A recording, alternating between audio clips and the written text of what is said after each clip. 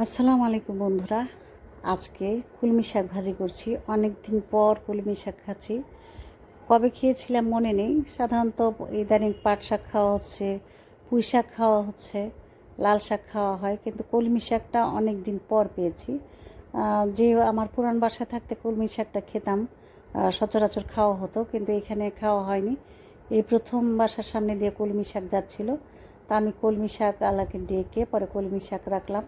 কলমি শাকটা কিন্তু নরম নরম থাকে, বেশ খেতে মজা লাগে, আমার কাছে ভালো লাগে। আমি পছন্দ করি কলমি শাক। আমি আসলে সবই পছন্দ করি। আমার অপছন্দ কি সেটাই আমি জানি না, কি কোন খাবার আমার পছন্দ না, কিন্তু আমার কাছে সব ধরনের খাবারই ভালো লাগে। সেটা তেতো হোক কিংবা মিষ্টি হোক, আমি সব ধরনের খাবারই খাই। করলাও পছন্দ করি, পাইনা লাউ পছন্দ করি, আবার পাট শাক পছন্দ করি, আবার মিষ্টি জাতীয় খাবারও পছন্দ করি। মানে আমার পছন্দের তালিকায় সব রকম খাবারই আছে। গুঁড়া মাছ, বড় মাছ বলেন, অপছন্দের কোনো কিছু আছে কিনা আমি মনে করতে পারি না। যদি আমার মেয়েরা কখন জিজ্ঞেস করে যে আম্মু তোমার কোন খাবারটা বেশি প্রিয়, আমি বলতে পারি না, কারণ আমি সবই খাই। যে কারণে আমার কাছে সব কিছুই প্রিয়, আর সবাই প্রিয়, আর খাবারও সব প্রিয়।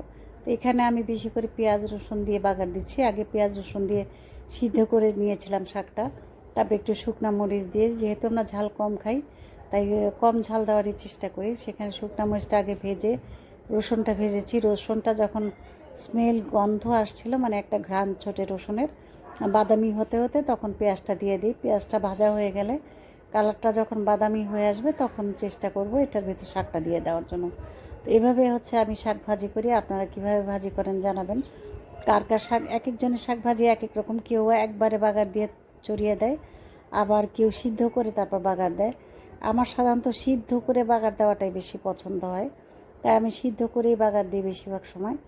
আজকে এখানে পেঁয়াজ যখন একটু লাল হয়ে যাবে, বাদামি রং ধারণ করবে, তখন শাকটা দিয়ে দেবো। তো শাকটা বাদামি হয়ে গেছে, বেশি লাল করলে আবার পুড়ে যাবে, তাই বাদামি রং অবস্থায় শাকটা ঢেলে দিলাম। এই শাকটা ভালো করে নেড়ে চেড়ে পেঁয়াজের সাথে মিলিয়ে দিলেই আমাদের শাক ভাজা হয়ে যাবে।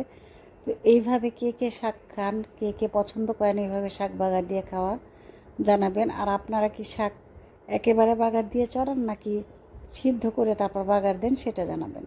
কারণ আসলে কি, এক একজনের রান্না এক এক রকম কৌশল থাকে, একজনের খাবারের এক এক রকম কৌশল থাকে। কেউ হয়তো বা এক এক নিজের মতো করে রান্না করে। অনেকের দেখবেন নিজের ধরনের একটা পার্সোনাল রেসিপি থাকে, যেটা অন্য কেউ জানে না। তো এরকম আমাদের বেলাতেও হয়, আমরা জানাই না, কিন্তু সাধারণত মানুষ এভাবেই খাবারটা, আমরা যারা বাঙালি তারা এইভাবেই খাই, এভাবেই পছন্দ করি। অনেকে আবার করে শুকনো মরিচের পাশাপাশি কাঁচা মরিচগুলো ফেরে ফেরে দেয়, যেখানে অনেক ঝাল হয়, যারা ঝাল খেতে পছন্দ করে। আমি যেহেতু ঝাল খাই না, সেহেতু এইভাবেই রান্না করি। আমার ভিডিওটা যদি আপনাদের ভালো লেগে থাকে, লাইক কমেন্ট শেয়ার করে অবশ্যই পাশে থাকবেন।